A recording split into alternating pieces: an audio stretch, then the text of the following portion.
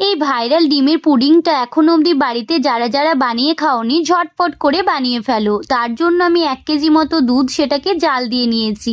এরপর আমি 3টে ডিমকে এটার মধ্যে ফাটিয়ে দিয়েছি, আর আন্দাজ মতো মিষ্টি যতটা খাবে ততটা চিনি দিয়েছি।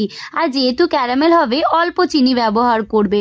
তারপর এটাতে 1 প্যাকেট গুঁড়ো দুধ দিয়ে দিয়েছি, তারপর চামচ, যেহেতু গরিব তাই ভাই ব্লেন্ডার নেই তাই চামচ দিয়ে ভালো মতো ফাটিয়ে নিয়েছি। শেষে দিয়ে দিয়েছি একটু এলাচ গুঁড়ো। এরপর ক্যারামেল তৈরি করব। 2 চামচ মতো চিনি আর সামান্য জল দিয়ে ক্যারামেলটা তৈরি করে নিলাম। তারপর ছাঁকনির সাহায্যে দুধের সেই মিশ্রণটাকে ছেঁকে নিলাম। আগে থেকে গরম জল বসিয়ে দিয়েছিলাম, স্ট্যান্ডটাও দিয়ে দিলাম। তারপর এটাকে ঢেকে নিলাম আর আমরা অপেক্ষা করলাম মাত্র 40 মিনিট। তারপর সুন্দর একটা স্পঞ্জি মতো হয়ে যাবে এই পুডিংটা, যেটা খেতে ভীষণ টেস্টি হয়েছিল। কিন্তু আমি রিভিউ নিতে গিয়ে এটা কি করলাম, দেখো রিভিউ খাওয়ার আগেই দিয়ে দিয়েছে। যাই হোক, এদের দ্বারা কিচ্ছু হবে না। টাটা।